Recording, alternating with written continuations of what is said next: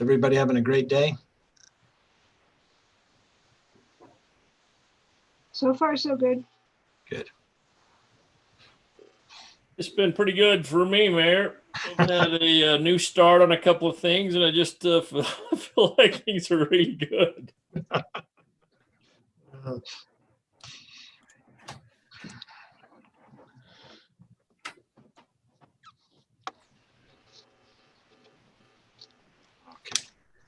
Well, I have not received any direct email or contact from, oh, there he is, right there. Bingo. Okay, let's let him connect and we'll get started.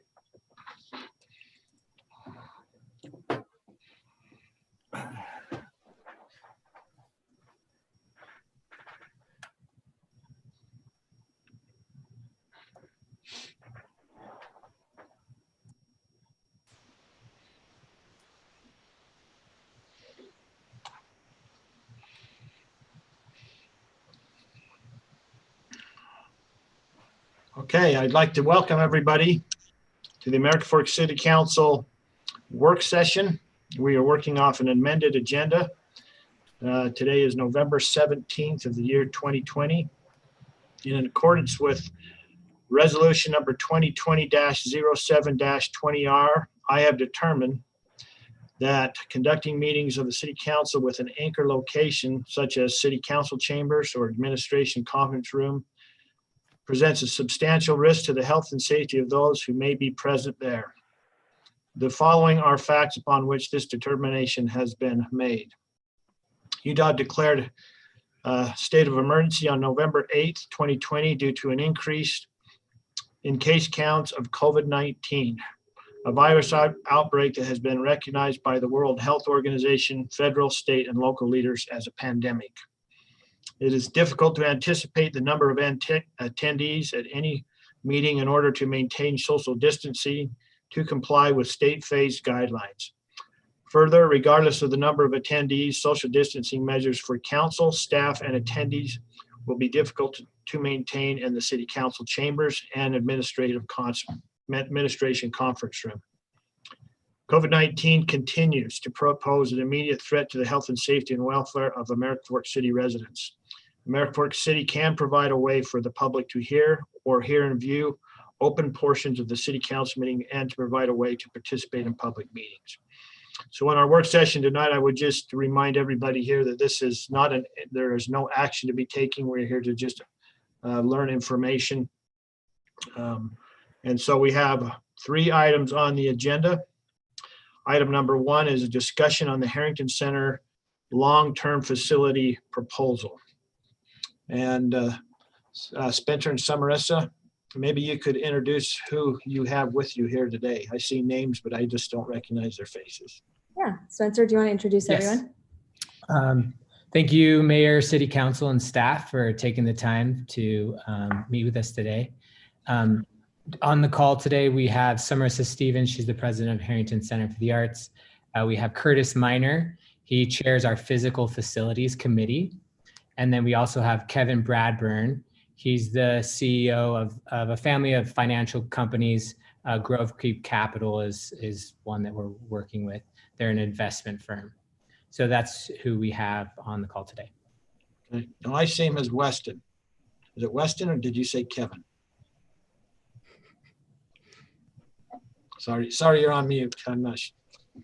Just wanted to address you with your right name. Yeah, I apologize. I guess it's dating me. Kevin Bradburn is my name. Weston is my son. I must be inadvertently logged in under his account. So okay. All right. Thank you. Sorry for the Zoom mix-up.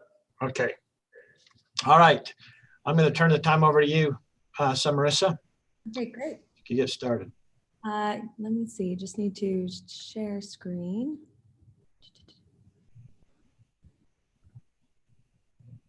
Could we be permitted to share a screen?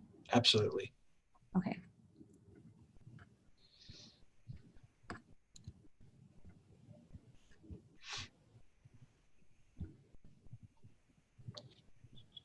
Okay.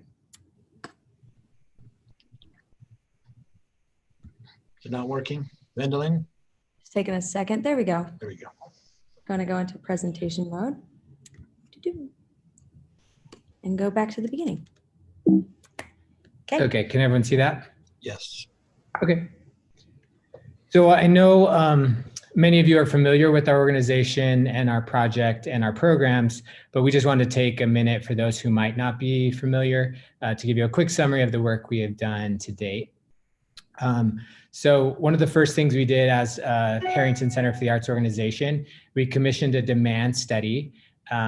And the question we were trying to answer was, the American Fork City and the surrounding community, if we were to build an arts center, what would be needed and what would be feasible and viable? So in this demand study, we did a demographic study, a comparable facilities analysis, and also a financial feasibility study.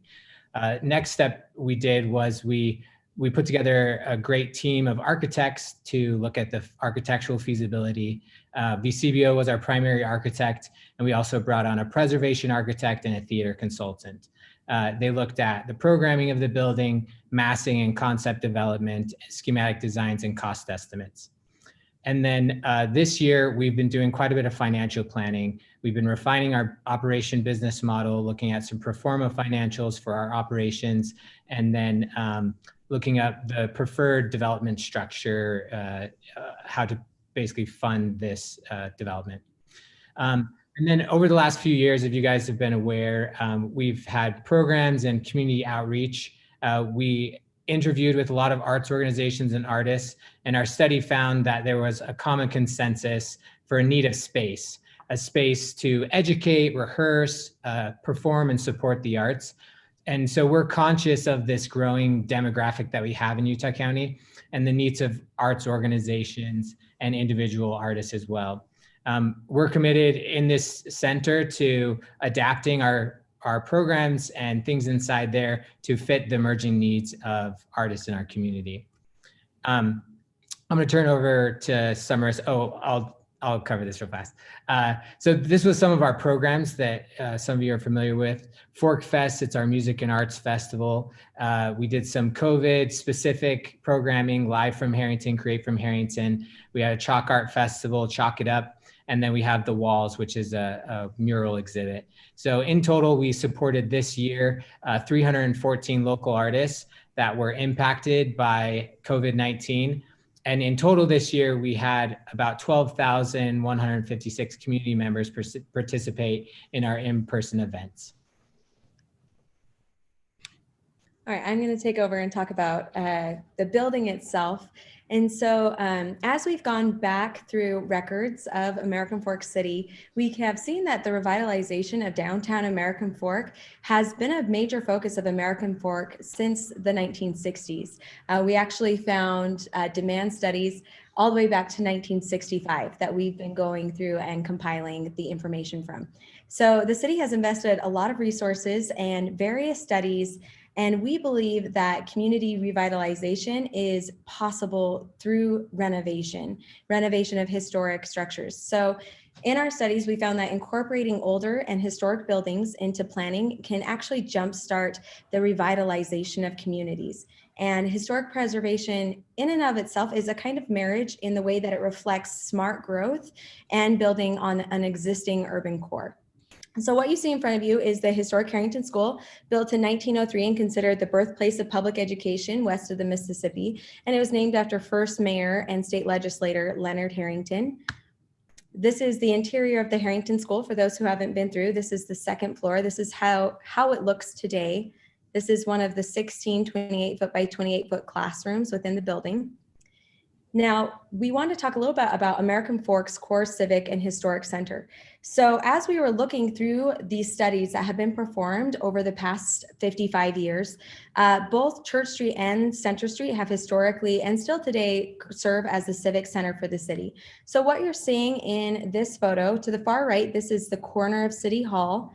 This is the Harrington School, its first iteration before its expansion. It is actually connected to the city jail.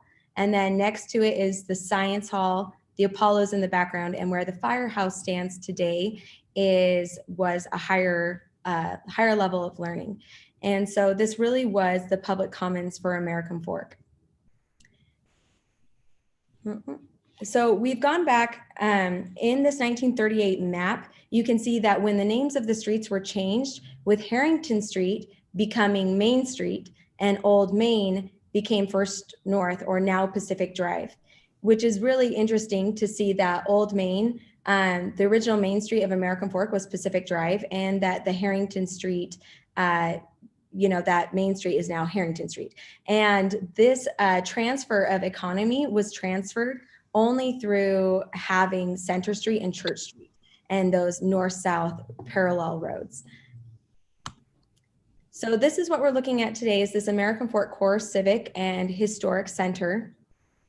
You'll see that American Fork is really unique in that not only does it have a lot of civic properties within a small area, but it also has these historic assets.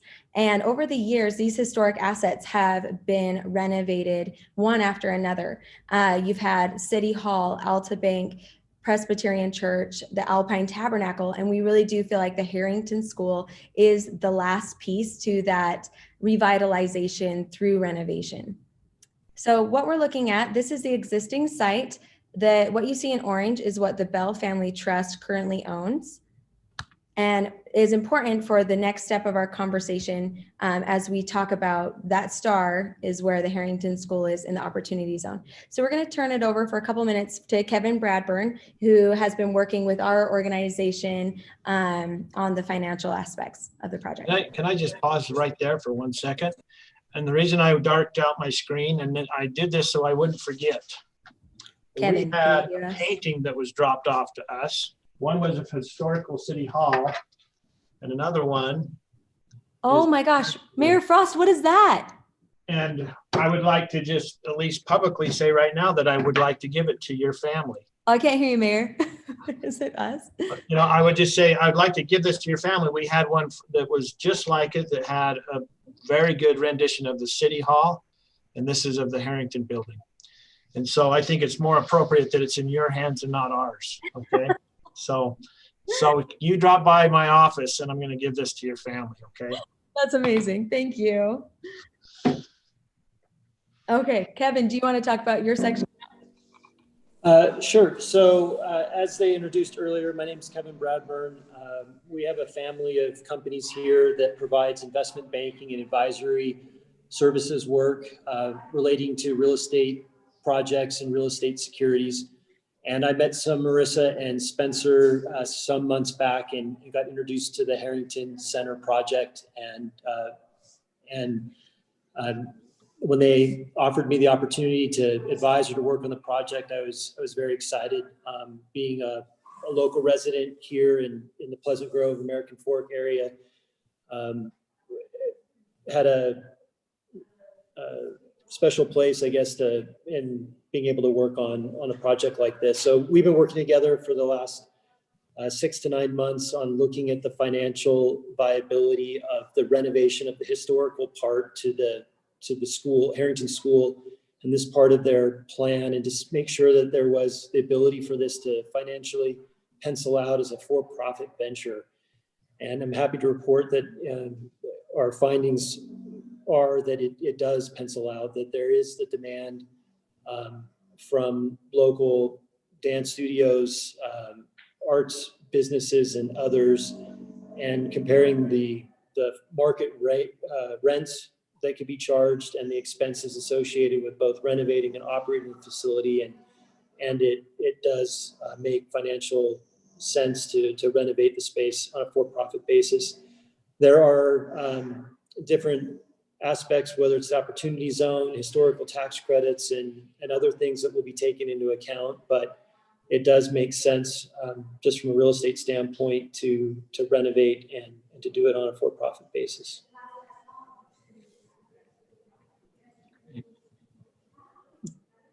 Marissa, I think you're muted. Unmute. Hello. Thanks, Kevin. Awesome. So moving forward, so we're now going to jump into the actual renovation of the school and construction. So Curtis, do you want to jump in? Sure. All right. Thank you. First, I'm excited to be here. This is this meeting with you as the council and the mayor. This kind of represents, in our minds, something that we've been looking forward to for a long time. We've met with each or many of you or each of you individually And in our mind, this kind of represents the next step forward in trying to get this thing moving. Our family, just a little bit about me and my family, we are heavily involved in the arts. Got 4 children, 3 of which are studying some arts related thing, 2 in college and 1 in high school. Our daughter, Karina, was just last Sunday was the cellist on the broadcast for the LDS Church, the Young Women's Organization. So we're heavily involved in the arts, have been for a long time, and expect to be for many more years. And we're excited. I'm excited for the opportunity to serve on the board and also to help with this discussion about how to move the project forward. What you see here is the first phase of the plan for the renovation and expansion of the Carrington Center for the Arts. You'll notice that on the center is oh, yep, someone's got a mouse there. There we go. In the center is the Carrington building itself. To the north of that, you'll see a narrow strip we call that the connector. The purpose of that part of the project is actually to provide the accessibility and vertical transportation systems that are not accommodated in the existing building, but that are necessary to satisfy the demands of current code. North of that is what we call the studio theater. That studio theater, you might also call it a black box theater. It's a very flexible performance space that can be used for a variety of different events and activities. And those together form what we call phase 1 of the project. You'll notice also that the parking for that project is located on the west of the building, in the place of the 1-story building that is currently located there. That with the old building that was used for, I think it was the city offices, or sorry, the school district offices for a time, and has had a variety of businesses in it over the years. And we'll talk about each one of those in a little more detail. Next, one of the things that's important in a renovation, as we've learned a little bit about it, talked to some of the historic architects that have been consulting, as well as thought about what character of space that we're trying to create, is to preserve the best we can the function and form and the details, the feeling really of the original building. So these next 2 images, what you'll see is, although the building would have a new purpose, the look and feel of the building would be very, very similar to what it was originally.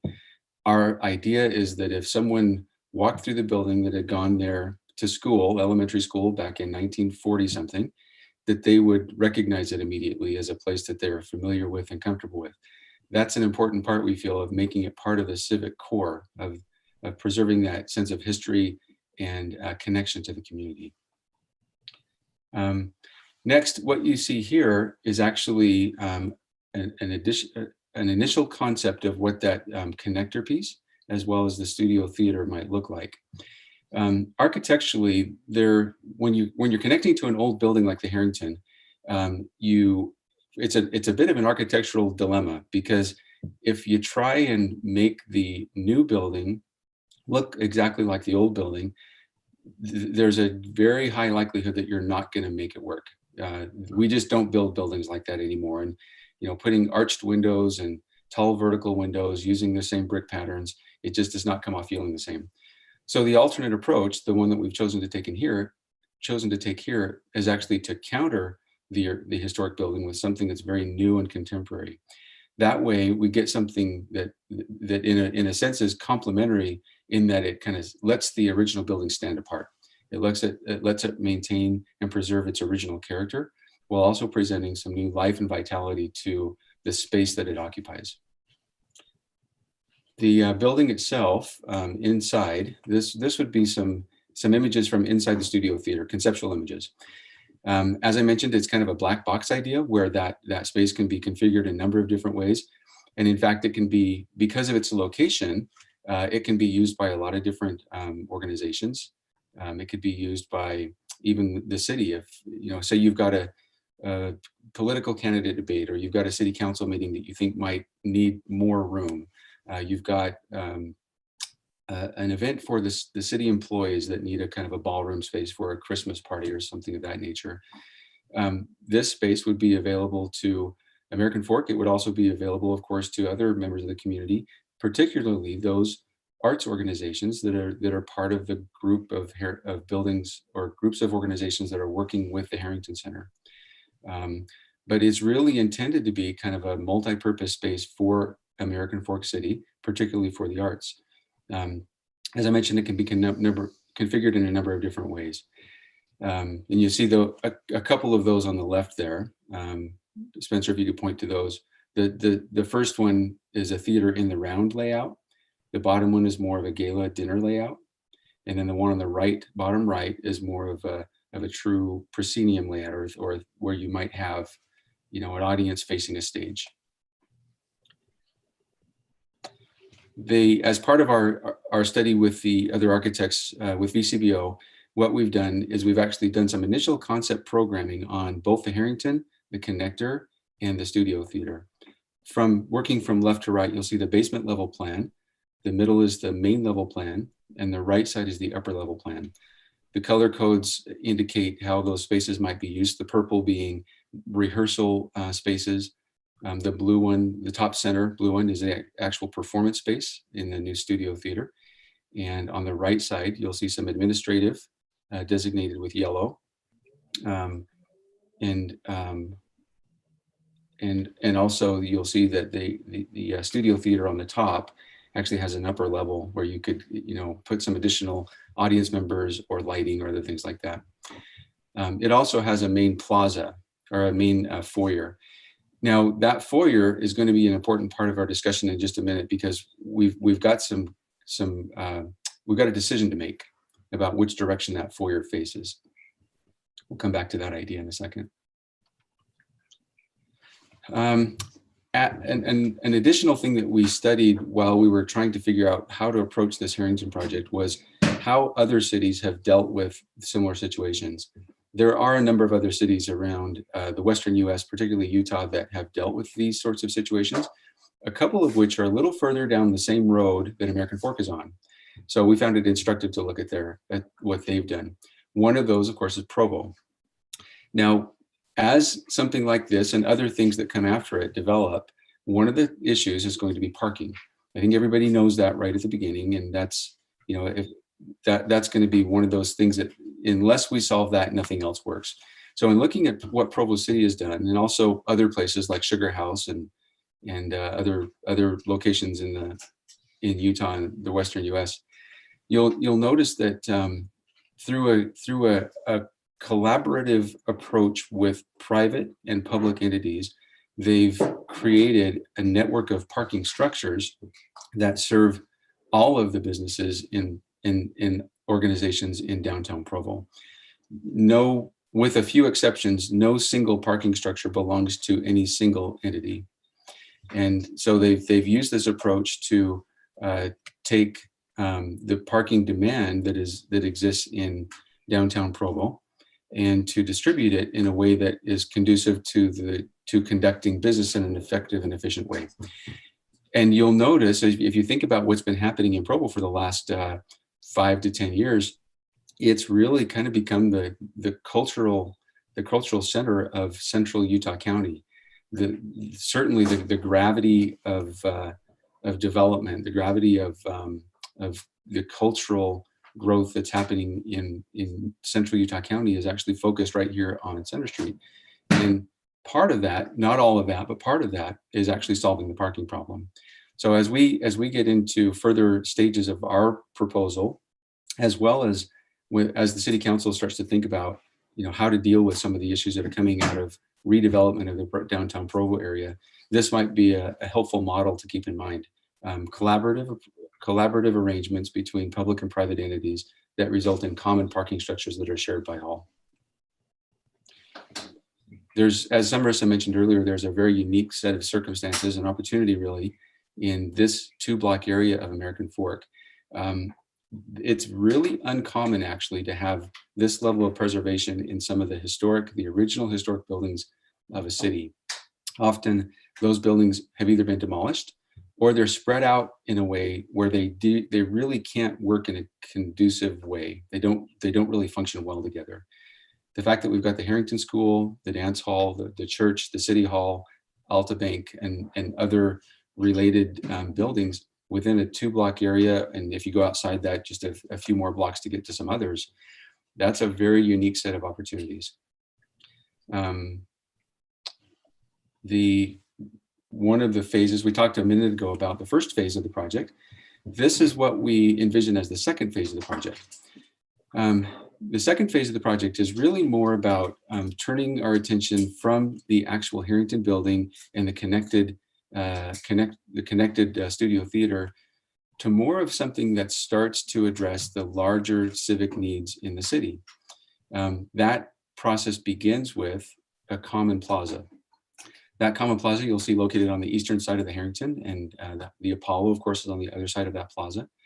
The Apollo, incidentally, can either be part of what we're doing here, or it doesn't have to be part of what we're doing here. It would be easy to incorporate it, but we don't believe it's absolutely necessary to the success of this project. At any rate, that plaza that happens on the eastern side of the Harrington, we see that as a multi-purpose space that could be managed and used by a variety of different entities within the city. Of course, it would be useful in the staging, the pre-event and the post-event activities that might be associated with a performance in the theater, or with rehearsals that happen in the Harrington itself. It could also be used for, say, a farmer's market, or a display or an exhibition in conjunction with Steel Days or some other thing. It might be used for speeches, for a variety of things that you might imagine happening in an old downtown kind of a forum area or a plaza area, really kind of functioning as the living room of American Fork, the place where people can gather and share new ideas and be creative in a variety of different ways. This is another image. One of the things that will come up down the road at some point is the ownership and maintenance of that facility, of the plaza area. The Harrington organization is more than willing to participate in whatever way we think would be most helpful to the community. If that means that the Harrington owns and manages the plaza, that is something that we would consider. If it means that there's some sort of a joint use and ownership agreement, that's also fine. What we're really interested in is trying to find a way that this plaza can serve as a gathering place, a civic forum for the creation and the sharing of ideas for American Fork City. So where does this lead us? What we're really hoping to discuss, and we've deliberately left some time here at the end of our presentation because we want to have a discussion. Where that leaves us is we are on the verge of really getting moving on some physical construction, on the actual renovation of the Harrington, and on some of the other things that need to happen in order for this first phase of construction to be fully developed. We do have as we've tried to talk about today, we have a very unique set of circumstances here that actually won't last forever. One of those, the first of those, is that the owners of the Harrington, the Bell Family Trust, they have a very valuable asset in the city, which without renovation, frankly, won't last much longer. It really needs to be renovated, or it's going to get beyond where it can be renovated. The current posture and position of the Bell Family Trust is that they want to repurpose that building to be useful to American Fork City and to the community, the local community generally, as a center for the arts. The next unique circumstances, we have an opportunity zone. And I think the writing's on the wall that is not going to be around forever, but it is there now. Third, we have really exponential growth projected for Northern Utah County. And those that are coming here and those that are here already, they're really looking, if you kind of look at what's been happening with the different organizations in the area, arts organizations, there really seems to be some searching for a cultural center. There are many performances and other things that happen in a variety of locations around Northern Utah County, none of which are really designed to be a full legitimate cultural center. That group of people, those that are looking for that cultural center, will ultimately find it. It's just a matter of where they're going to find it. We can create it and use that as the catalyst for the growth and development of downtown American Fork. Lastly, one of the things that we didn't mention, but the council is fully aware of it, there's going to be some augmented public transportation coming through this area in the near future. That, of course, really works well with something like a Civic campus. and an arts-focused campus, just because we have greater access to bring people to the area. So those events or those circumstances really are kind of fleeting. They don't last forever. And so our sense of it is that there's a bit of urgency here in trying to get something in place so that we can move this forward and really start to make some progress. What that means is that during phase 1A, which is the Harrington Center and the connector, that really can be done immediately. And that really is based entirely on the Harrington School's ability to secure the financing, to apply for the proper permits through the planning and the building departments, and to move forward with the construction. The next phase, phase 1B, which is a studio theater, that will actually require some reworking of some parking. Now, there's a parking agreement that was put in place a number of years ago, and what we're not saying is we want to go back to the exact provisions of that parking agreement, because there are things that were contemplated there that may or may not be exactly what really happened. But we believe that it sets a great stage as a beginning point for discussion about how to actually solve those parking questions. And so what we'd be looking for from the city council for the development of this phase 1B, which is the studio theater, is both a land lease or acquisition for the property that the theater itself would sit on, as well as some cooperation in creatively solving this parking question that is associated with this initial phase, the studio theater. And then finally, for phase 2, which is the addition of the actual studio theater itself, and the plaza, the Civic and Arts Plaza. What we'd be looking for from the city is a commitment on whether you would be comfortable committing to the partial closure of Church Street, and then also participate in the Civic and Arts Plaza design, and maintenance and construction and other things that we talked about. The reason that's significant at this point, it may seem that that's way down the road, and it is, but the reason it's significant right now is because that tells us which direction to put the entry point to the studio theater. If there's really not any consensus or any desire on the part of the city to close Church Street to create room for this plaza, then it actually might make more sense to flip that studio theater and to face it west, because it would be closer to the parking lot that we actually can create and establish on the western side of the Harrington building. So there are certainly other things that will come down the road. As we alluded to earlier, there's going to be a larger parking discussion. There's going to be some land use question. There's going to be some zoning questions. We get all of that. We recognize that those are going to be important discussions for when they do happen. But we also recognize that there's a limited window of opportunity here.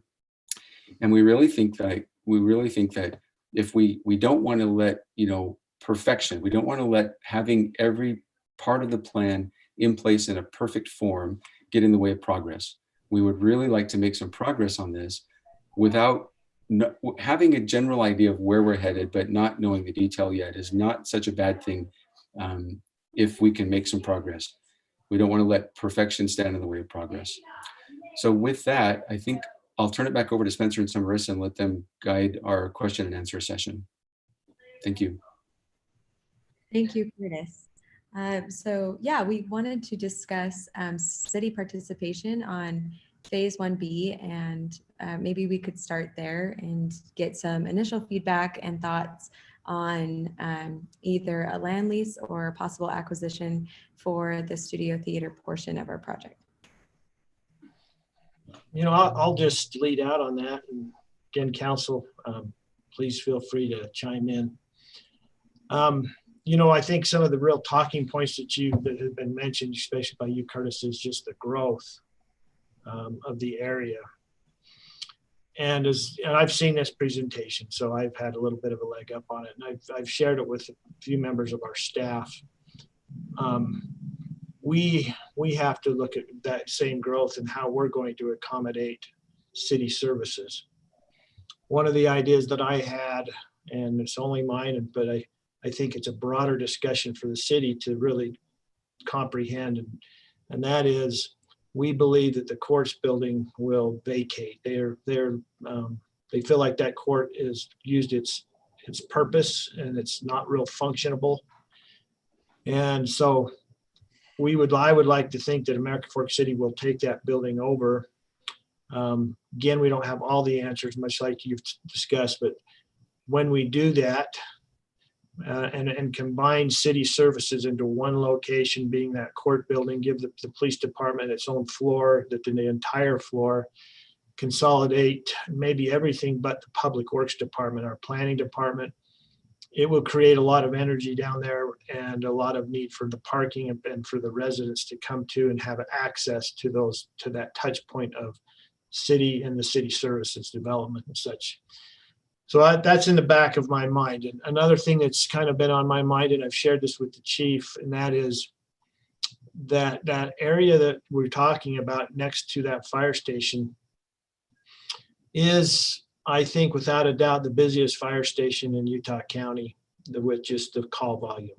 Now that will be augmented a little bit when we get a new fire station. But currently, Chief, what's our call volume maybe to date? You usually know that right off the top of your head. Yeah, so we're at about 3,650 today. So we'll probably exceed 4,000 by year end. We're getting about 11 and a half calls a day.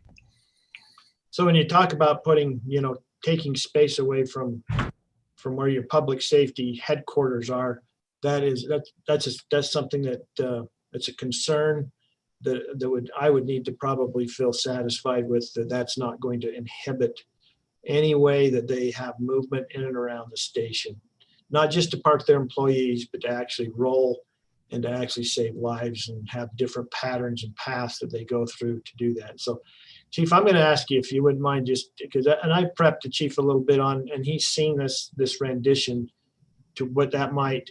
And these are just maybe quick thoughts that you might have to actually take that addition into so close to our current facility. And let's talk about as well what the plaza might do to traffic in and around the fire station. Yeah, Mayor, thanks. So I actually had the opportunity to review these with my staff, the battalion chiefs, fire marshal, and some of the captains. And so we have quite a few concerns. As everyone's mentioned, parking is a big concern for staff, for fire. PD also uses it for some of their detectives and people parking their, private cars here. So, you get the courts in, besides all of our staff, it's a full parking lot most of the time. Then when this pandemic ends, we always have tours. Before the pandemic, the year before, we had 12,000 people come through the fire station for events, tours, programs, the car seat checks, all that stuff. So we are a busy fire station. West Valley is their busiest fire station in West Valley, just barely goes over 3,000 calls. And so that kind of tells you out of one station, it is very busy here, not just responding to calls. We got developers and builders coming in to meet with the fire marshals, and then, all the school programs and different things, CPR classes. So it's a concern for sure on parking. But the other concern we was looking at is the closeness of the building to the fire station. Being right at the front doors, we take deliveries from multiple vendors, and a lot of them are narcotics, medical supplies, different things like that. And then also when the other station comes down to do the training at the headquarters station, because the other station don't have a big enough training room or to get both platoons together, we have nowhere to park that apparatus other than right there. And so we're worried that will be limited. And, with the parking concern as well, people will start parking on the aprons possibly, and that we don't even park there with our little fire trucks, because that's obviously vital to keep that open all the time, because if we get pinned in, we can't respond to calls. So That's a huge concern. And then with the being that close to the fire station as well, these guys run 48, 96-hour shifts, and sometimes they don't sleep at night, and sometimes they got to sleep during the day when they can, an hour or two here. But my concern is having those events all the time, that's going to keep my guys awake a lot with the noise, the traffic, the programs that's going to be in there. So that, because our dorms are right upstairs, it'll face that way. So that's a concern for my staff, so they don't get interrupted when they actually can sleep. The other thing that the fire marshal pointed out is the infrastructure as well. There's no water line on Center Street, and the main down church is a 6-inch. And so that size of structure obviously would require fire sprinkling systems and everything like that, added hydrants, but that main is not sufficient enough to supply that kind of demand. So that all the infrastructure from Pacific down to Maine would have to be, upgraded, and then hydrants added. I got a couple more notes here. And then access. So the more we got looking at it, our first units that get paged out to most of the calls, they always respond out to Center Street and then proceed either north or south. However, we're so busy that we have other units in the station that are parked going east. And so if we close down that street, even though looking at some of the phases and some of the outs that they're going to leave us, again, that route in front of the fire station is too narrow. And if we have a delivery truck or someone there parked, we can't bounce out the center. And our only options through that PD road, which probably isn't wide enough to get go. And then with the court and people walking in and out of that station, there's those stalls right in front. I would be very nervous to have our guys respond emergent through those. So we have a lot of concerns with what we actually looked at, as far as the fire station. And, we looked at, we don't have a basement in this fire station. So we actually looked at building, some type of storage unit or something, or a shed out there, but we felt like we couldn't even give up that space for our staff and to allow parking for public safety and the public. So we've just kind of got creative and, found some space in the bays. But the access, parking, and then the noise right next to us, being that close to the fire station for staff sleeping, training, it's gonna affect us big time. Can I touch on 3 of those points, Chief Rams? What's that? Can I touch on 3 of those points? Yes. So during our discussion with you, we talked about how that aerial view doesn't actually show the parking stalls. So you do have a full lane of access that's wide enough for a fire engine or for emergency vehicles, as well as a row of parking between that and the studio theater. You're also keeping the parking that is the city property to the west of the studio theater. So you're not losing all of your parking, you're only losing some stalls if the studio theater was to be incorporated.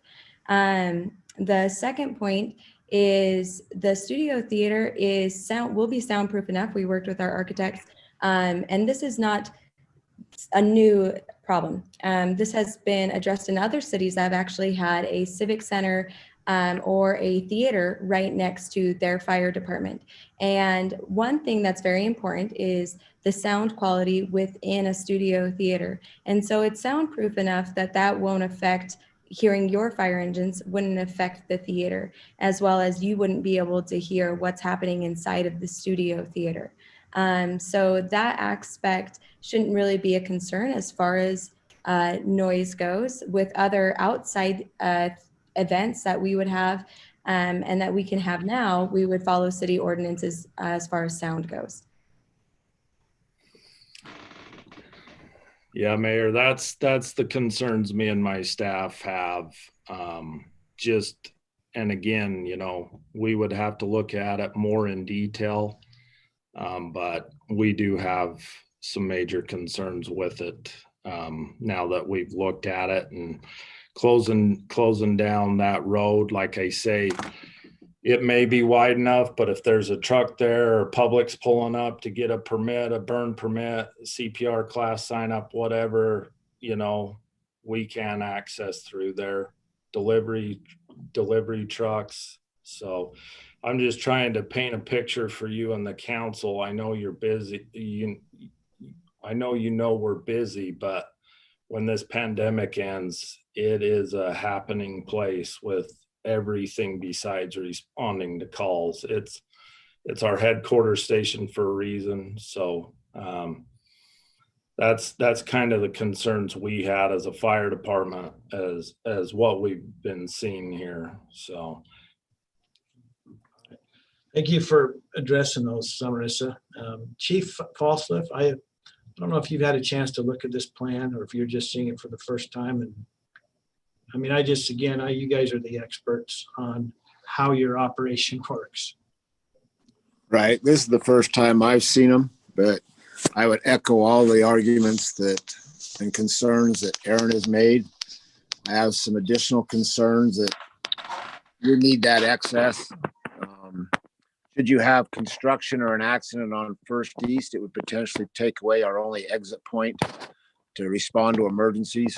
It also creates a situation where the officers, from a safety standpoint, only have one way in and one way out.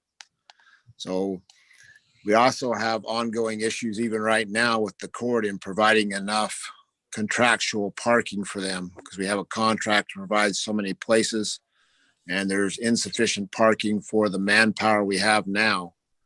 Down the road, as the city grows, that's only going to get worse as, you know, we start to add even more officers and then city employees. So I don't know that the infrastructure is in place to provide the parking and or the coming and going of emergency vehicles. I think it'd be a major obstacle to try to make that work.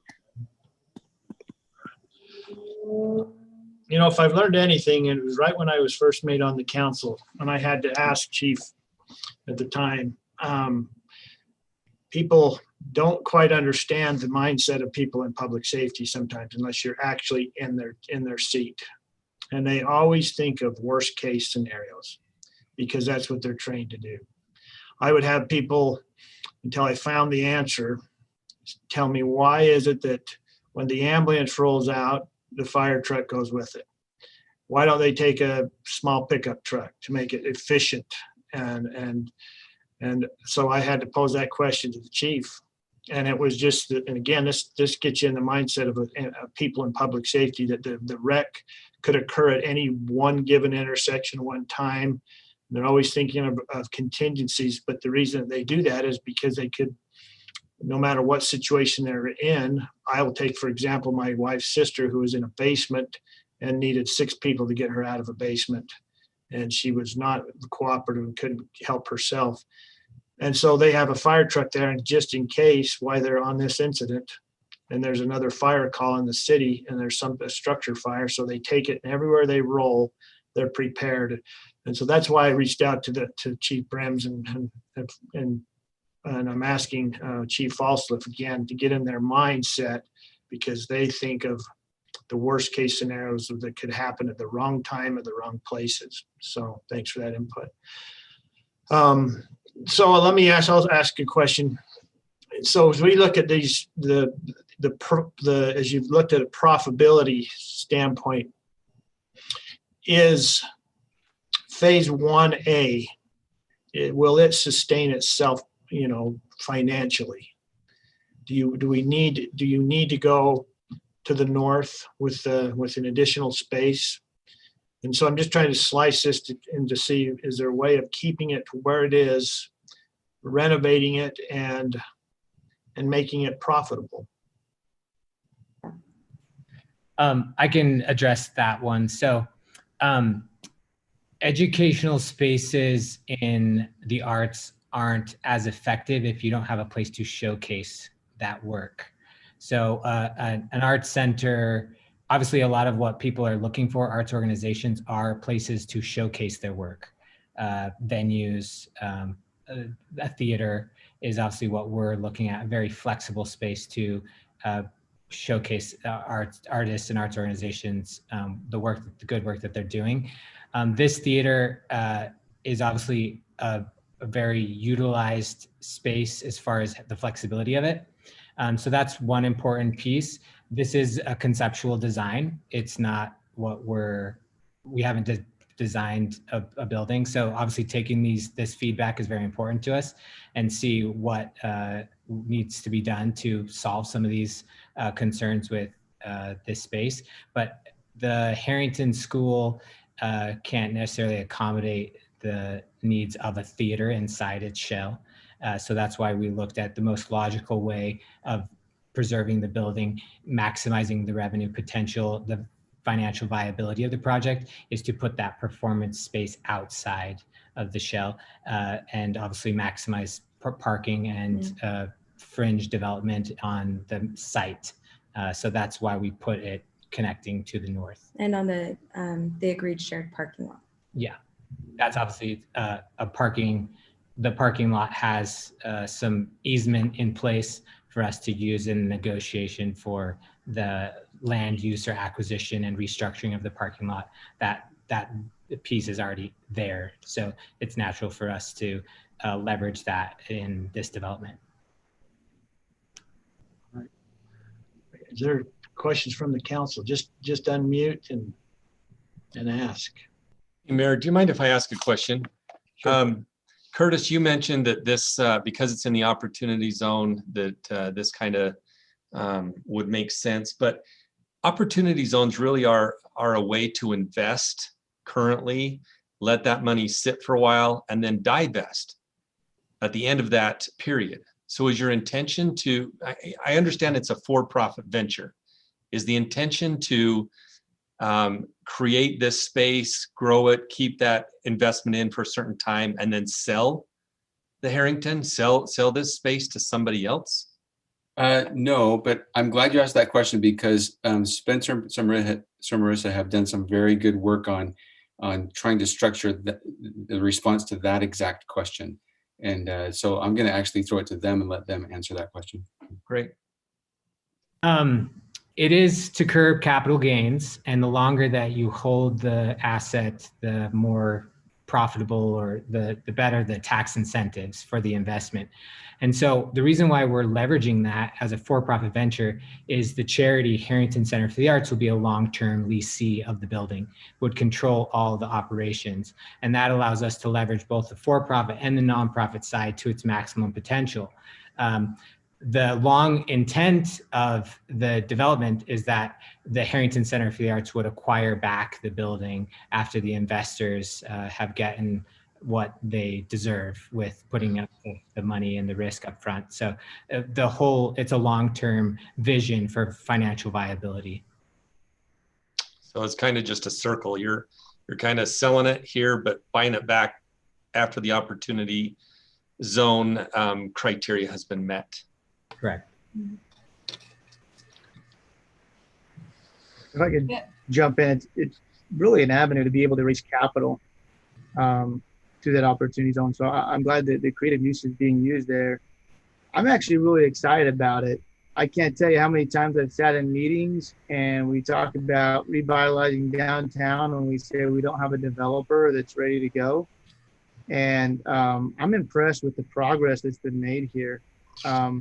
I think this is probably the best proposal for downtown that I could think that really could change it down there.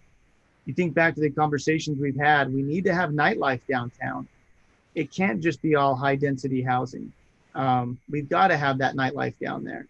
And when I was the liaison to the park committee, the park tax committee, I remember sitting in their meeting, and one season of applications, we had 4 different arts groups requesting park tax money to build their own arts facilities, art facilities. So there's definitely demand here in American Fork.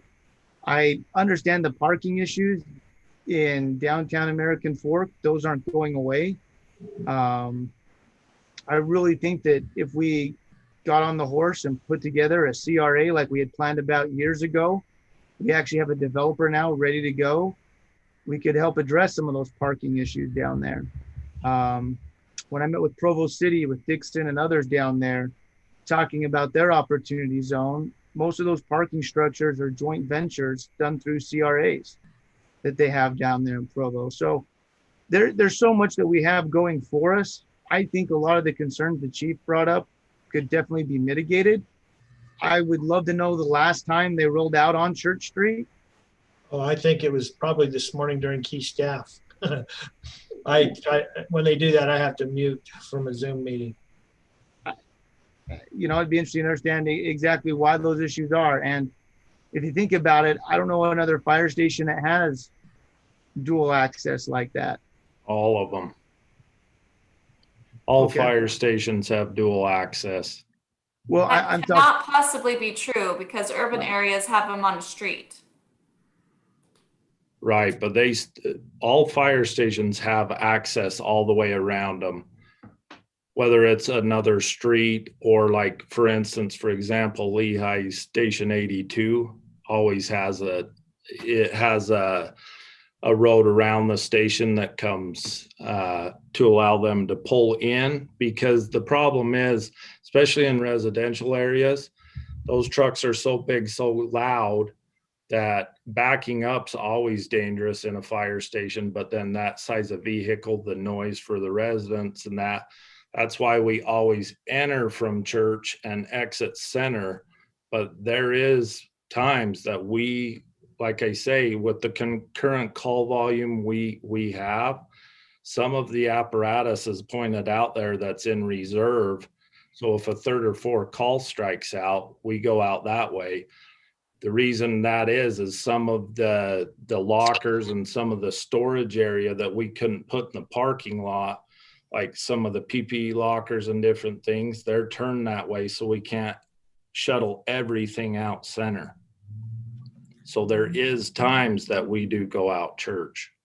Well, and I think that what I meant there is not blocking Church off completely. You still have that access on the northern end, which I think is just as much of a dual access as some other fire stations that I've seen around the county. We can talk more about that and look at it, but I definitely think there are some things that we could look at. I think it's important to have that public safety, and never do we want to be able to jeopardize it. I've seen the different vehicles that we have parked there, and perhaps we can move some training that could take place to our other station 5-3 lot that we're going to purchase.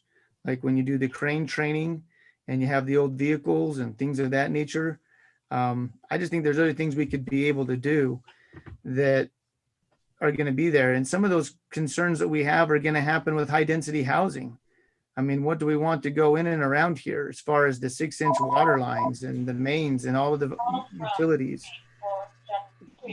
We're going to have those issues in downtown now that we allowed high density housing in there. So I don't know. I'm excited about it. This is the first time in my opinion, we really got an investor that's presented. We know the financial viability, and we can really move forward in a great partnership. So I'd love to see how we could work out some of these details, but I'm excited about it. I want to jump in real quick. I know the demand for the arts. I was around when Dr. Bell, Samarissa's father, had started this. It was my first term on the council. We talked about closing Church Street. We talked about parking and on all of those issues. And certainly all of that is viable discussion. But I think the need for the arts and a well-rounded cultural option like that, as well as vitalizing downtown, I think of the resources that we have thrown towards consultants for downtown who come back and tell us that we need housing or we need something else. This literally has gone so far beyond anything that they have told us to this point. This is something that could actually happen. For the longest time, and Samarissa and Spencer, I mean no offense by this, but this was always, oh, that's nothing but a pipe dream. It will never happen. And now I think it's got some traction.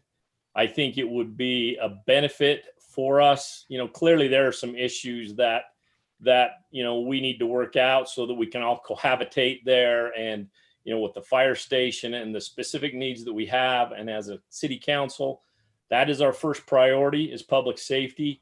And so we have to be ever aware of that. But I don't think that precludes us from coming up with a situation down here that could enhance the cultural elements of American Fork City and give us a viable strategy going forward for downtown and in a historic district and all of those things. I think we ought to try and get behind this and see what can be done. Clearly paying attention to all of those things that have been mentioned. I do not discount, not one bit, what Chief Falslove or Chief Brems have said. But I think we can come together and work this out, because I think this is something that we definitely need. I'm going to sound like a broken record now, because I'm going to really go off of both of what Rob and Clark said. I just look at the chance this gives our downtown, and I think it's the best chance that we have. We have seen nothing else that will help to revitalize the area. And I agree, I don't want to jeopardize safety in any way, but to take a look at it more closely and see, I really do think that they can be put together. I was hoping from what they have described that we wouldn't be getting rid of parking, and we would just be moving parking a little bit to a different configuration, not even moving it necessarily farther away, just to a different configuration. And I think that's viable personally. I love the idea of having a plaza in the street. The other street next door is super close. The strip is banded both sides on the street, and having a plaza there could have so many uses. It doesn't have to be just for arts. It can have cultural and civic uses that the city could use too. I think it gives us the best chance that I have seen for downtown.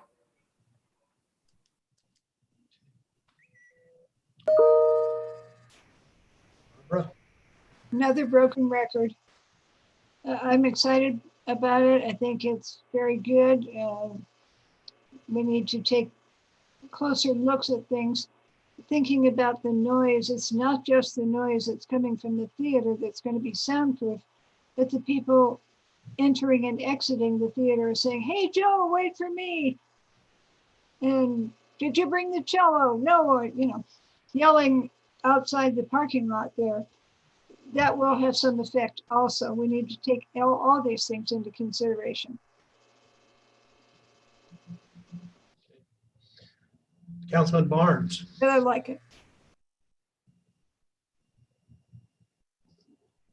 Push the button in the right place. It works better.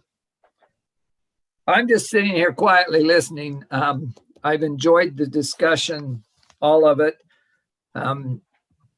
Seems like every time one of these discussions takes place, not every time, but quite often, more people are brought in and more information is given, which is always good and always good for discussion.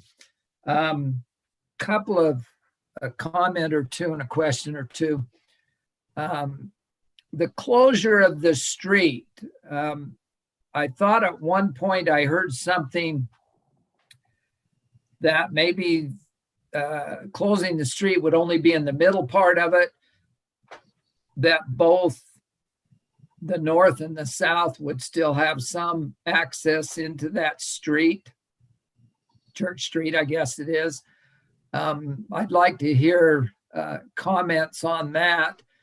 And then is there any possibility of putting the theater on the west side of the school and connecting to the west rather than the north? Is there enough room?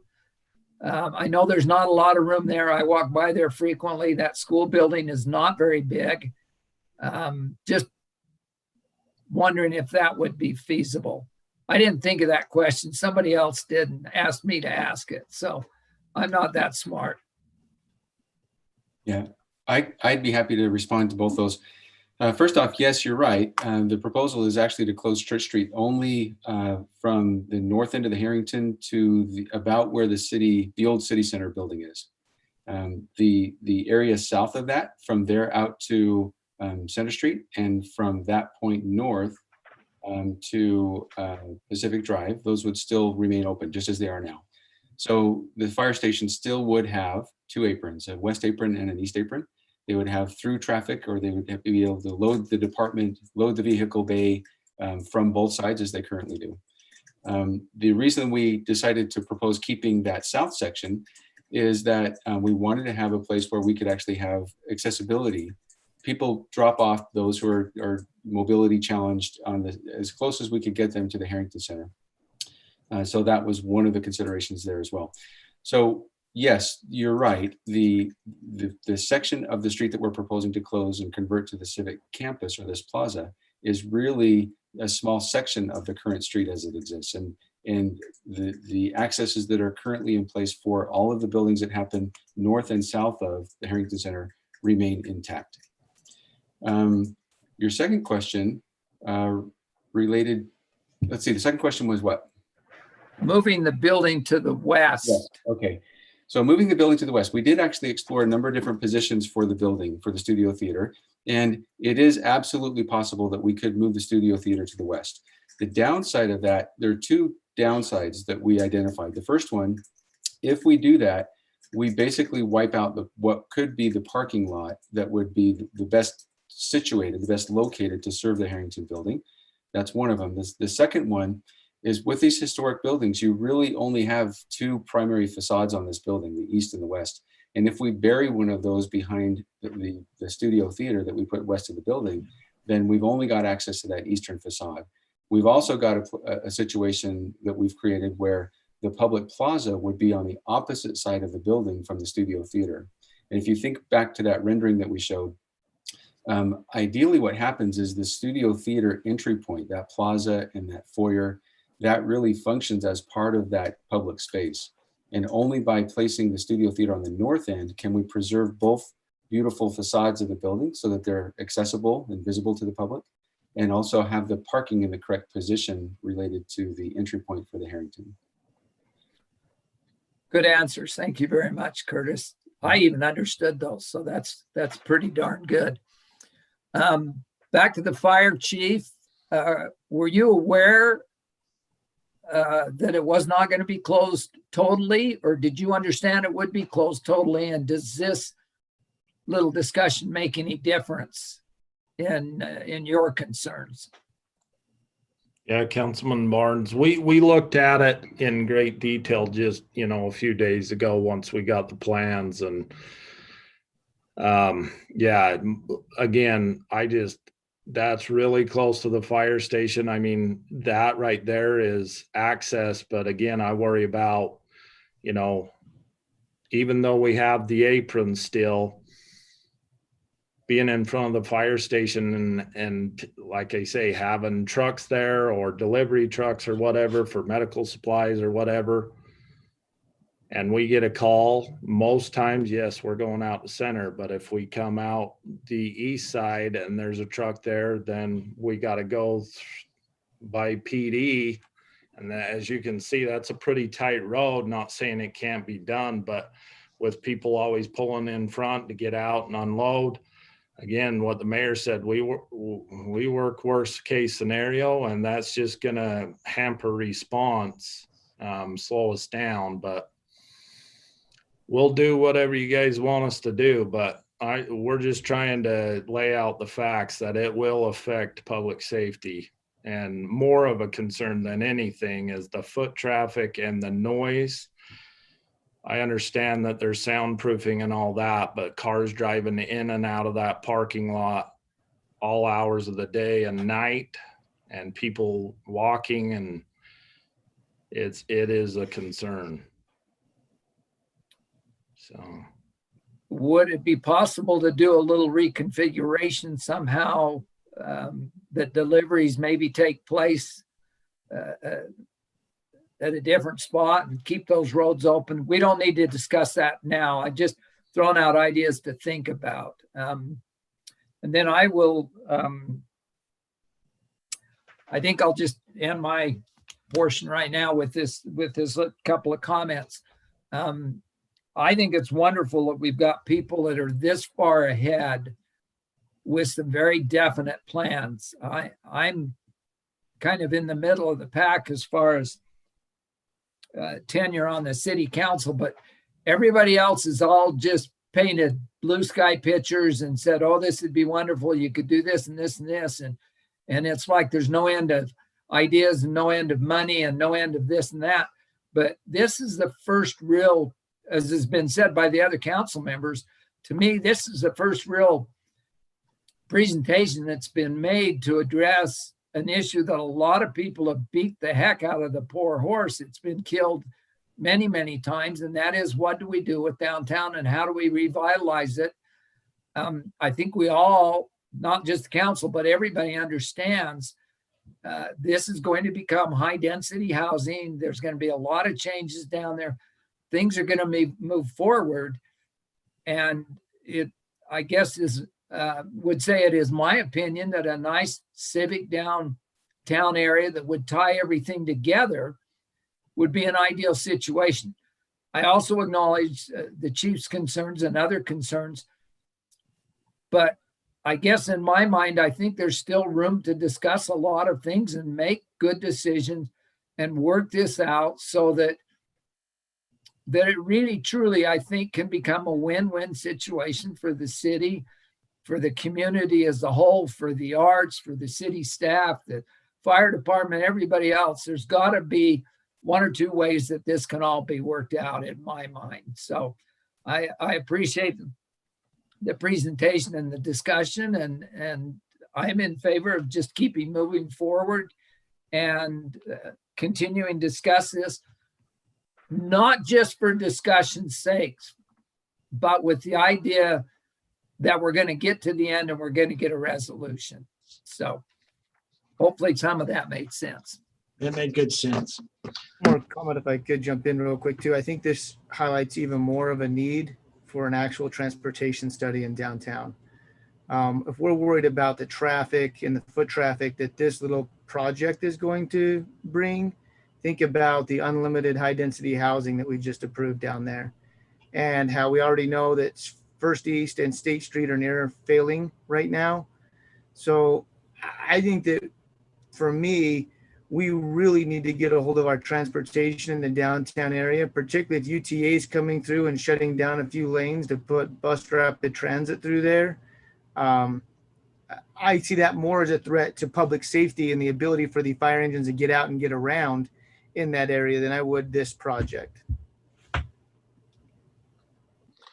Well, I can't speak to that. I know they're getting around in Provo. I don't know. You guys can control intersections pretty fast. I'm guessing that you can control where a bus goes as well, but I can't speak to.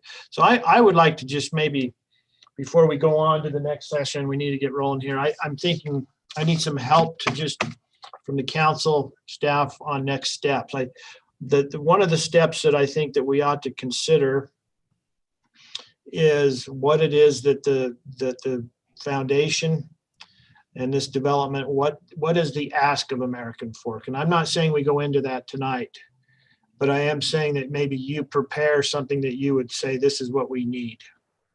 I think that we know that you need parking. You know that the rest of that for that new building. We need to discuss a parking plan for not only sustainability of your facility, but of ours as well, and the long-term projected growth of so that they can cohabitate, which to me means they'll need to go vertical for sure.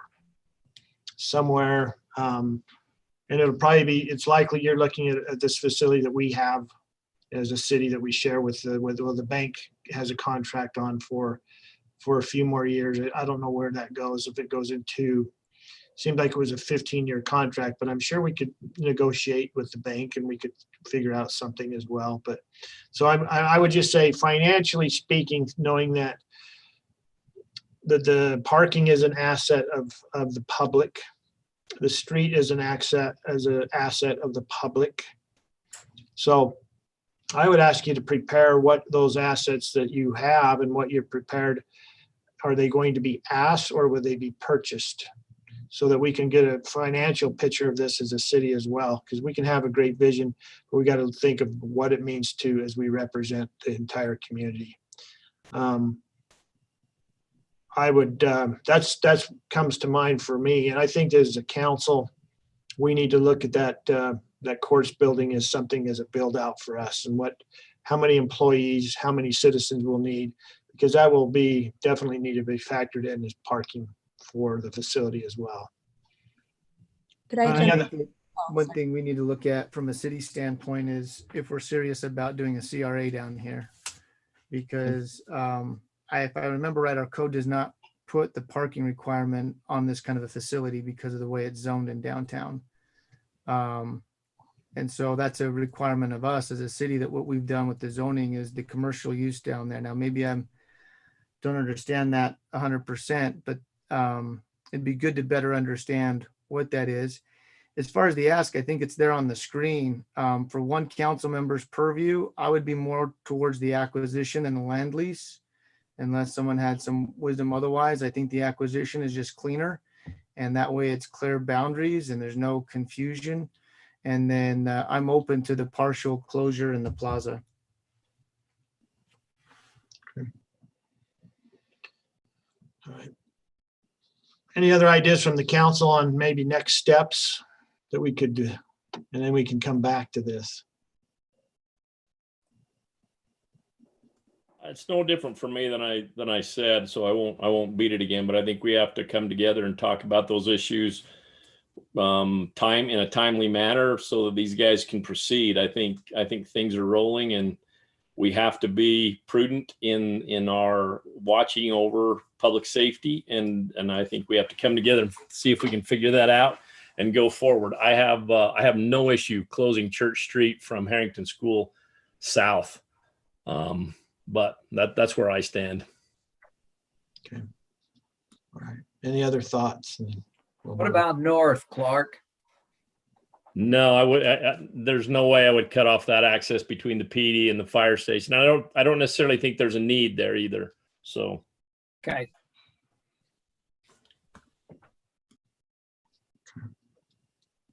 All right, any other thoughts? Okay. I guess my question is for Spencer and Samarissa. What are you looking for right now? What would you like the city to do? Or is there something that needs to be done? Our ask, or what we need from the city, is we are moving forward with development and starting to work towards construction documents. And Kevin Bradburn's team has done a great job with already lining up investors and creating a great financial model for the expenses and income of this once it's operable. And so at this point, we need to come to an agreement with the city. And we really do see this as being, of course, the city's, American Fork City's Center for the Arts, American Fork City's Plaza. We don't see this as just being Harrington Center for the Arts. We see this as actually being a solution to some of the problems that have existed for a very long time in downtown American Fork. And so for us, we need to start having real conversations. Granted, we know that there was an agreement for that parking lot, and that it is actually currently a shared parking lot between the Bell Family Trust and the businesses in this building, as well as the fire department. And we need to start having some real conversations about a new agreement, starting fresh and coming to either whether that's a land lease, like you've seen at Health Center Theater Sandy, where the city owns the property and the nonprofit organization leases the ground above, or a cleaner version, like Rob Shelton said, and is recommended in most cases, is just a clean land acquisition of that segment. And then, as you saw in the photo, we would be removing the building, the small office building to the west, and increasing parking, adding a substantial amount of parking to the west. That would be privately owned, but would be open to the public to use. So we're not saying that we are taking away any parking. It's more so that we're redistributing where people can park in this area. And I think that's an important piece of the puzzle. So the first step that we need to do is start having a real conversation about coming up with an agreement. And then we need to have a consensus as to if a plaza will be put in place. And that can have stipulations where our nonprofit has to meet certain criteria in order for the city to agree to that. But that determines what direction that theater will face. And I might just Thank add, you. I might just add that maybe the cleanest way to get to that conversation would be for us to prepare a site plan that actually shows the actual position of the building, how we would configure the parking lot. That could actually be used as the basis for a review by the planning department, the engineering department. It could also be used as the basis for any sort of further discussion on acquisition, lease, and how much and where that property exists that would have to be in play for this project to happen. So we'd be happy with your direction. The Harrington Center would be happy to work towards preparation of a site plan that could be used as the basis for that discussion. I think that would be a good first step. I agree. I think that needs to happen. You know, Councilmember Shelton, you mentioned that this project has a better financial viability than any other project you've seen.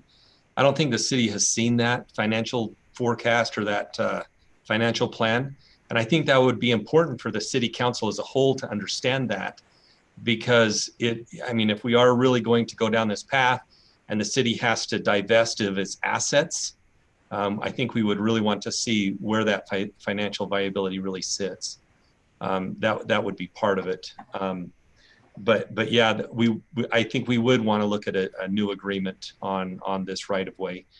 And again, Samarisa, you mentioned that you know, the nonprofits like Health Center Theater did land leases and things like that. When you mentioned that this is a for-profit operation, a for-profit venture, I think it changes how we look at the property value. So that's sorry, just to jump in, David. So the Studio Theater is a nonprofit venture, just so you know. So the Carrington School and the Connector piece are a for-profit venture that will be held by an investment group, whereas the Studio Theater to the north is a nonprofit venture. And so right. And that's I guess that's my point, is it is a for-profit. When you're talking the property that the city would divest, that would be a for-profit portion of the project. No, that's a nonprofit portion of the project. So that's phase 1B with the Studio Theater, and that's a nonprofit venture with the Studio Theater. So the city would be doing we would be doing Carrington Center for the Arts as a nonprofit would be doing a land acquisition from the city. Okay. Those are probably details we need to understand better. Mm-hmm. Yeah. All right. So I think we'll wait, Curtis, for something a little more concrete than just visuals. I think that'll be really good for us to understand. I want to mention this just so I'm clear, because I think it's good to be thorough. But we've talked about a phase 3. There's been some discussion about a phase 3. Does phase 1 and 2, does it have any viability? Is phase 3 is something that has to happen to make it profitable, or do you see it having to be forced upon us? Is it something we should be looking at now, even if that's conceptual, because it will have a play on phase 1 and 2? No. Okay. So phase 3 is independent of the viability of phase 1 and 2. But so Marissa, just to jump in there, then if we take away phase 3, we get rid of the arts facility. All we have is practice classrooms, is my understanding. Oh, sorry. So Rob, he's talking about an addition of a large state-of-the-art theater in the future. Oh, I'm sorry. I thought I saw the 3 phases up here and thought that's what we were referencing. I didn't see a phase 3 that we discussed. So part of the demand study to determine what was needed in this area, one of the other things that a lot of arts organizations had interest in was a larger state-of-the-art theater. The first need was, of course, rehearsal space, practice, and then the smaller theater that really, because of its flexibility and because of its low rental costs, allows a lot more creativity in the community with individual artists and other people. Awesome. Thank you. Would it be possible, here's just a question, the plaza area, would it be possible to extend that plaza area south in front of Old City Hall and leave enough space for emergency personnel to go up and down this road? In other words, don't close it off all the way, but maybe we narrow that road up and it's just literally a lane in each direction. And then the plaza can still be there. And in fact, maybe it extends further south in front of City Hall. Yeah, Another thing that's a that great idea. I think that's an excellent idea. That's a really good idea, because one of the issues that we've been kind of wrestling with is how do we get this plaza connected to Main Street? We've played with a few ideas, but that idea there, where we would go with a single lane both directions and also extend the pedestrian part of that plaza down to the street, that's a great idea to get that feeling connected. Yep.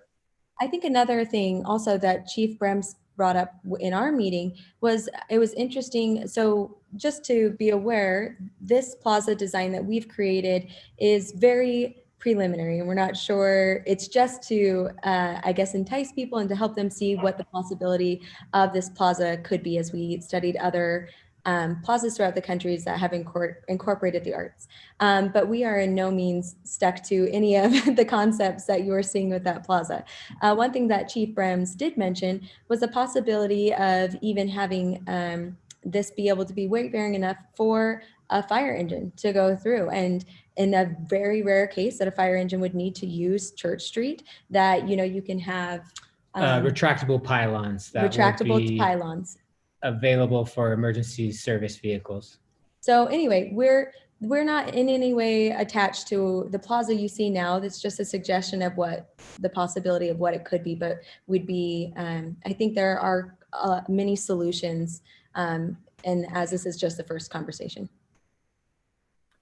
Chris, can you meet with the chief, both of our chiefs, and as you do that site plan, and maybe we can work out some of these details? Yeah, okay? Happy to. Okay. While we're doing the site plan, without a lot of extra work and a lot of expense and everything else, would it be possible to maybe have a couple of variations of that, things that would work, different configurations, including maybe the building on the west side of the Harrington, just so we feel that we've covered a bunch of different options to come up with what's the best. Yeah, we actually, as part of this initial study we did with VCBO out of Salt Lake, we actually do have those documents. We have those renderings that show different placements of the building. We'd be happy to share those. If we need to have a further discussion about the viability of each one, we could maybe do that. And then we could jump into the site plan. The site plan that I have in mind is actually more technical in nature. It's actually based on an actual survey. We've got, physical locations of each one of the existing conditions on the site, and we're talking about real property lines and real things. So why don't we get those initial concepts that we developed over to you, and we can maybe have another discussion offline about that. Yeah, that'd probably be the way to do it. Thank you. Okay. All right. Sounds good. I feel like we had a really productive hour here, hour and a half. So anyway, thank you very much for coming. Appreciate it. Okay. We're going to move on to item number 2. Item number 2 is a discussion on the Boat Harbor Improvement Grant. And I'm going to have Cam just kind of get us reoriented with this. By way of introduction, as Camden's preparing to maybe throw up the things that we've discussed this before, I asked to have this on, and I just felt it was important because we have a commitment from the TRCC board. We have a window to actually spend about to get granted about 1.3 million. And we have until 2028 to do that. And so it's a commitment that we haven't seen before from the county, and one of the commissioners is driving this. 2 other cities have taken advantage of it, and they have signed the commitments and the agreements with the county. I want to take the temperature again of the council before we give this up, because I am afraid the political climate in the county will change 180 degrees at the turn of the year, and this will not be available to us. And so my personal opinion is we have nothing to lose, because if we don't perform, if we don't put anything into it, we don't get anything back.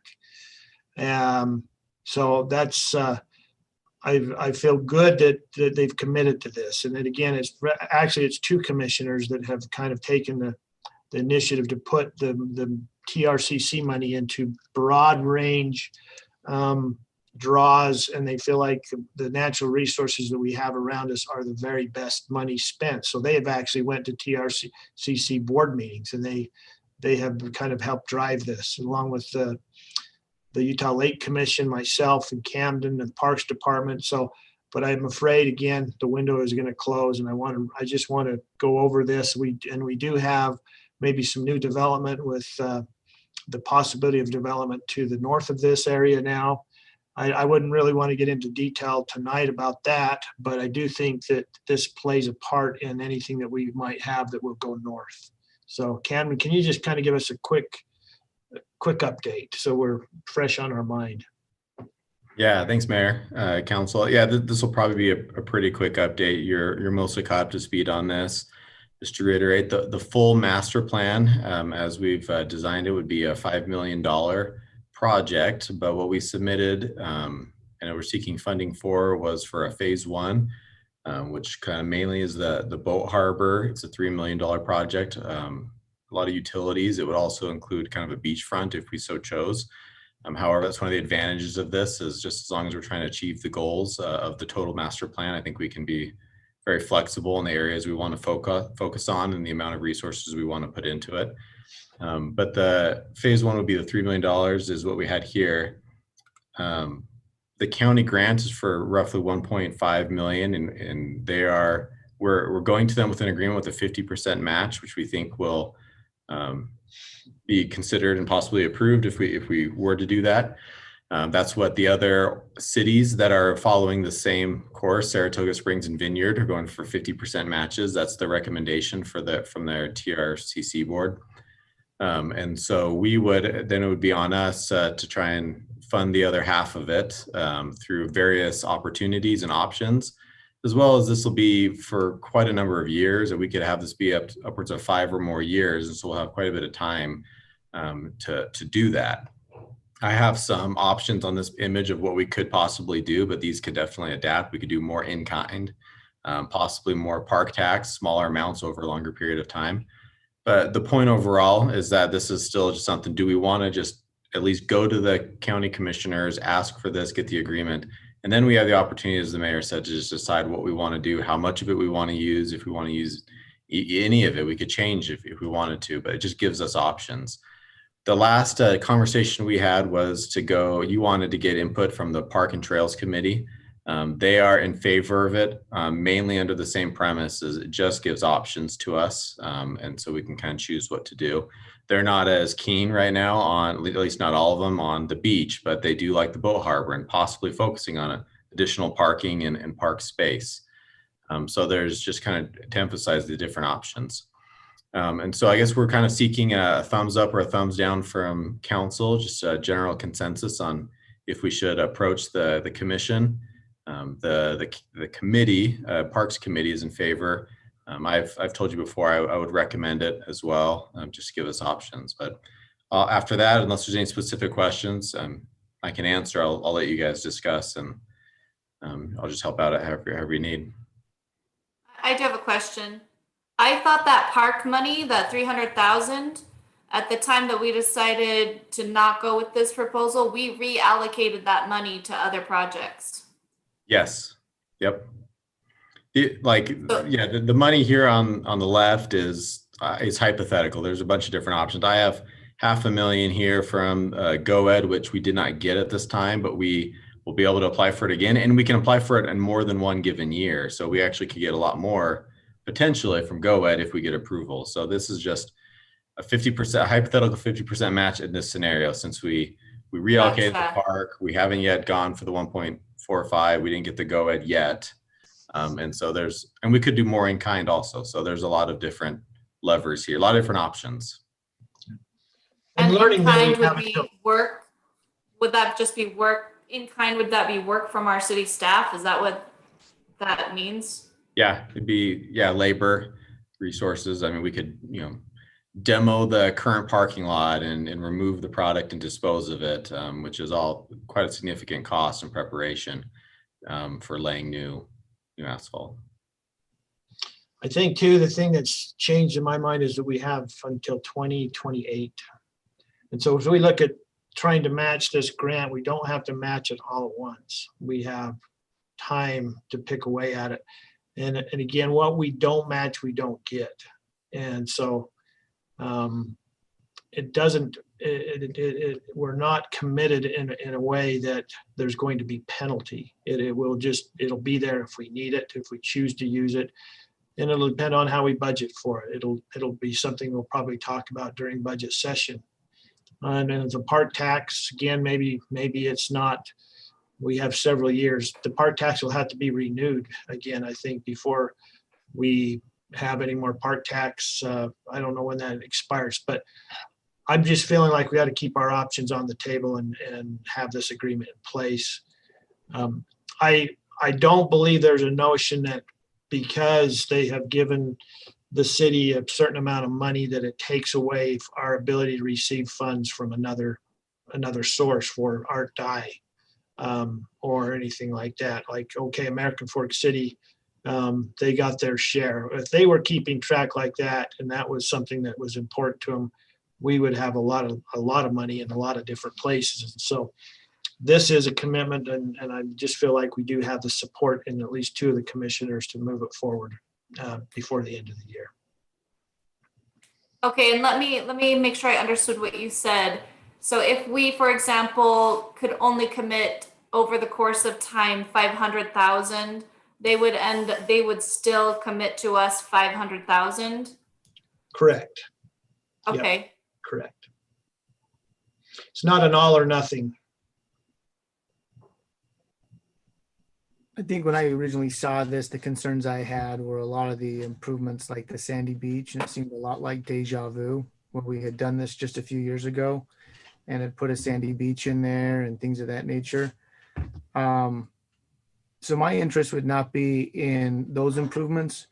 As I've gone down there, walked down there, talked to a lot of people that utilize the facility, I think the better use would be in more improvements on the, I'm gonna call them infrastructure.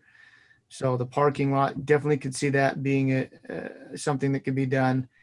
Is there anything we could do to get rid of it or bury or hide or make more safe all the concrete that we have there with the rebar that's just sticking out everywhere? Because to me, it doesn't make sense to put a nice new sandy beach in there and you're going to go out there and enjoy your kayaks, but you got a piece of rebar that's sitting right there in the water with you. So if we're going to do the improvements, I'd rather put more money towards those items than the sandy beach and things of that nature. You know, I think, I don't know exactly the answer to that, except that one of the commissioners said that we have the ability to be flexible. And so that's something I can ask of them, and just, again, without rewriting this plan, because it was already ready. It was shovel ready when they were approached us about it, actually. We had already done this. And so those are some discussions we can have. I think from the tone of the conversation that would be an acceptable thing that we could, that he would consider again. So, but it's not my ability to say yes or no to that. Well, those are the details I'd like to know in the contract when it comes to approval time, is what is that flexibility? Because these individuals are saying there's flexibility will not be the same individuals that will be in there when it's being enforced. And so I want to make sure that legal document is written in such a way that it ties down that flexibility, giving us the opportunity to spending it. Now, again, if it doesn't, then we just don't spend the money, fair enough. But if it truly is there and we can use it to improve the boat harbor, I think at this time, versus trying to get people in the water to swim with the algae, if we could do more for the fishermen that are there enjoying the area and the boaters, I think that would go a lot more for immediate use. And as the lake hopefully becomes a more health-friendly recreational use for swimmers, then we could be able to look at other avenues down the road.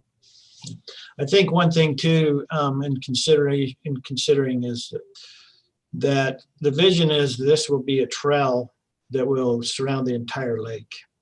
And so as this trail system figures in, this will probably be somewhat of a head gate to it with this parking lot where people can come, get off, want to take their strollers out, or if they're just walking, or if they ride their bikes down there, the trail will funnel through that outside portion where we see that additional parking.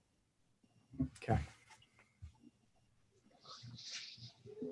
Can I get a little bit of insight on your conversation with the Parks and Trails Committee? Because one of my concerns is that they really want a park down there, and the money for that is going to be coming from the same pool essentially as this money. And I'm afraid that it would be a trade-off that we would get this instead of land acquisition for a park. Yeah, and they mentioned that too. I mean, they see this as an opportunity for park space, and they see this as a recreational benefit for the community, for the residents, for the people on the south side as well.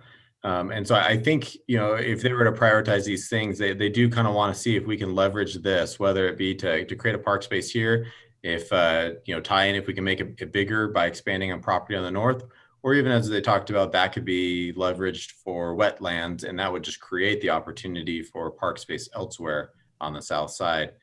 I think they would want to be involved and aware of how much impact fees would be invested into this, but I think they're open to that. And just as long as they said, like, this just gives us options to focus on different elements that I think would be a benefit to the community.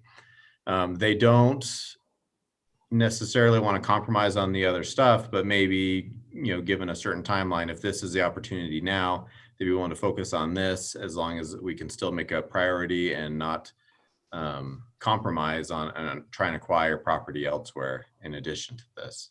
Does that make sense? Yeah.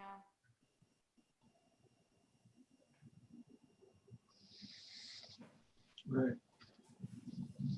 All right, any other comments? I would really like some direction, or we can just not, and I'm not saying, we just won't take it to the commission.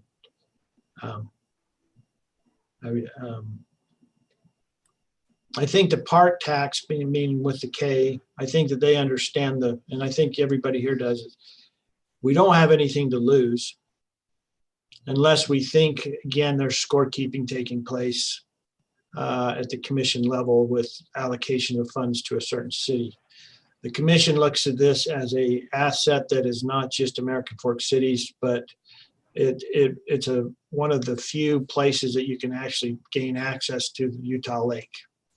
That's why they've granted it to Saratoga and to Vineyard as well, because they want the lake to be used and to its fullest potential based upon the challenges that it has. And so I think that's the mindset of the park tax, as I talked with Camden, is we don't have anything to lose. Mayor, I think to some extent, I don't want to totally disagree with you, but I think to some extent, people are always keeping track and keeping score. And why do we have always lost in relation to the county and some of these things is beyond me. But I do think if they give us this, at some point, it very well could come back and be brought up. I think at this point, I was originally kind of opposed to this, and I still am, in the sense that, and I just don't use that facility at all. I haven't been down there and I don't know how long, and I don't know how many people do. My concern is making sure that we get value for the money that we spend. But the fact that we can start it and just kind of make an agreement, yeah, we're going to look at it, and if we spend money, they'll match it. If we don't spend money, they won't match it, is the way I understand it. Correct. And if we don't make the decision now, we don't get to change our minds. If we don't make the decision to do it now, we can't change our mind. Right now, it doesn't look like we'll ever be able to change our mind. So with those two concepts that we have to make a decision now or lose it, and with the concept that we don't have to spend the money until we really decide we want to spend it and how we want to spend it. With those two ideas in mind, I would be in favor of moving ahead with this, because it won't hurt us if we do move ahead and then decide not to do something, is the way I'm understanding it. Correct. I do have one question. What sort of conditions have they put on, or could they put on, things that we could spend the money on? Will they have to okay those? I think the conditions will be what we have submitted to them. We actually submitted a budget to this as well, outlining the costs associated with the parking lot and everything that we're doing. And so the conditions could be, but then again, it's been expressed there's some flexibility in that to basically follow the what we have presented to them. I mean, they're familiar with the whole master plan. We may have scoped it down just to kind of get the money into what we thought they would have more an appetite to approve, but they're in favor of the whole plan. So I think as long as we're achieving the overall goal with the funds, whether we choose to focus on the sand or the plaza or the outside parking lot or trails or the main parking lot or launch ramps or whatever the case is, as long as we're achieving the goal, I think we'll be fine.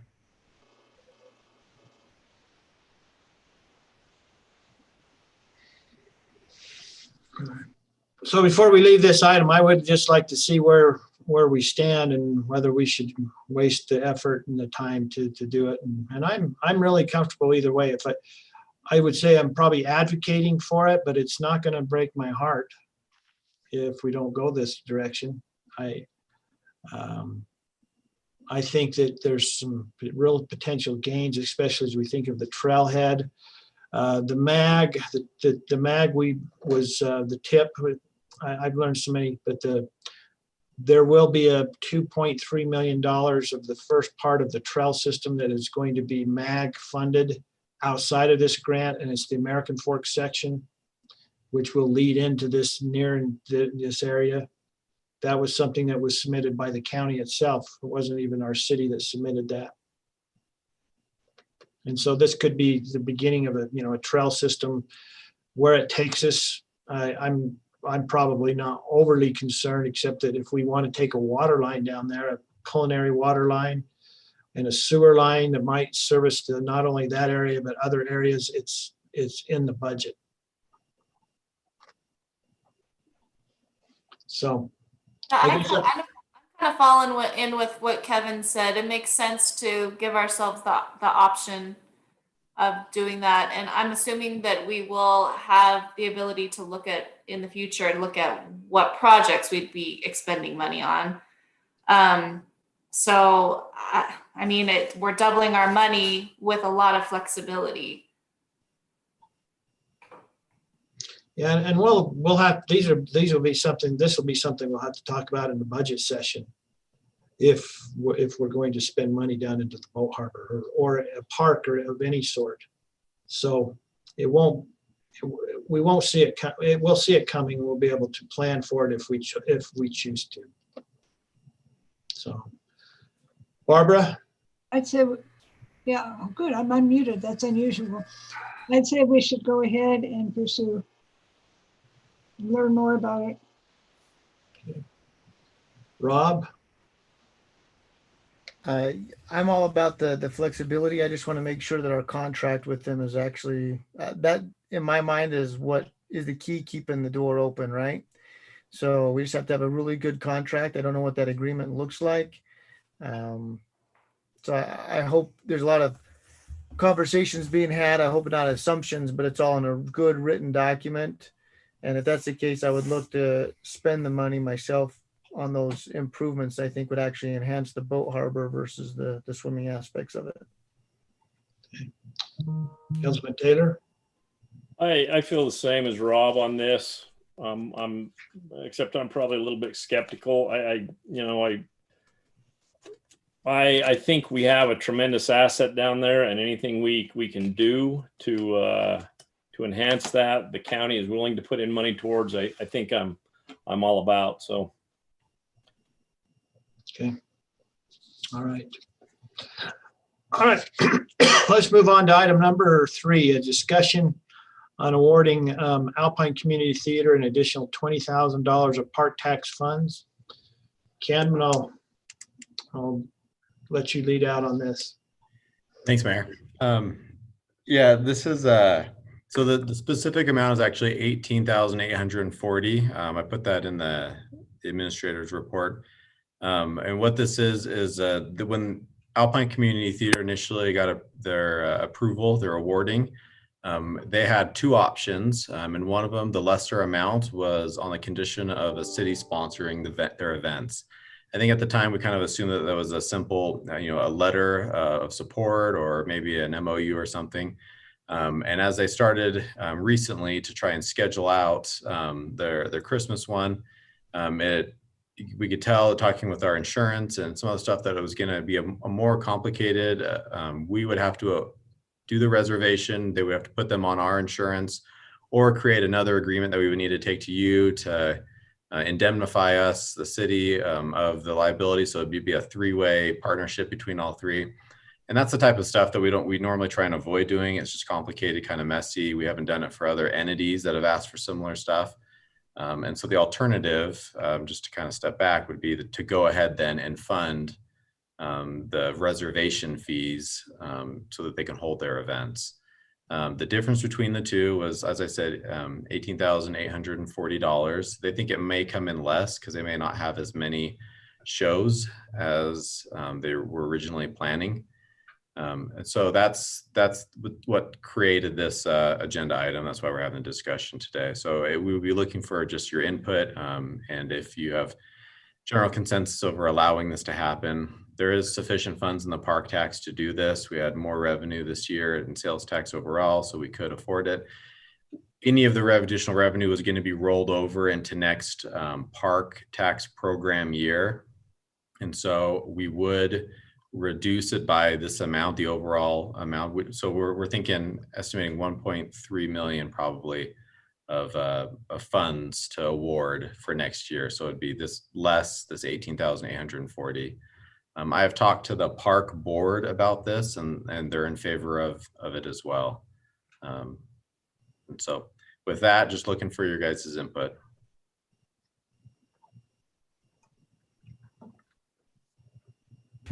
Ken, I'm all for it. I think as we originally had passed this and we're setting this up, we were deciding, do we take applications on a quarterly basis, on an annual basis? And we decided to do it annual, but knew that occasionally there would be things that popped up that we may need to allocate outside of that. And so I'm totally good with that. I'm just guessing the process. Is this going to be on the next council agenda for action then, and it will amend their current contract? Yeah, we would. Yeah, well, I think in times past, we've been able to just get general consensus to take action, but then, yeah, we could revise the contract, follow up, and I guess revise the contract to make it official. We would probably just need to do a separate contract for these funds, or a simple amendment to the other contract. Either way would work. But it's going to come back before us to get that taken care of, I guess, right? Is that the next step? Correct. We would have to bring an ordinance back forward to council. Okay, thank you.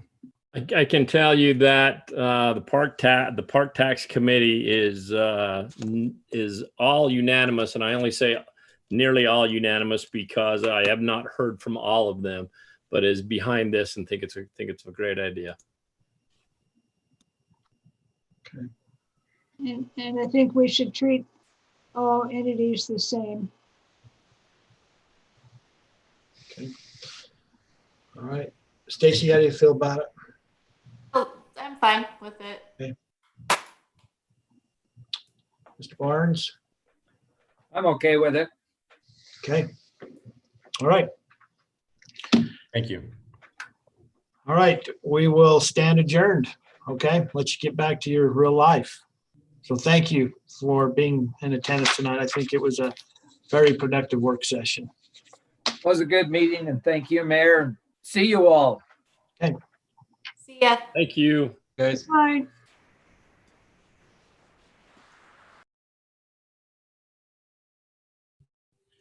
Night.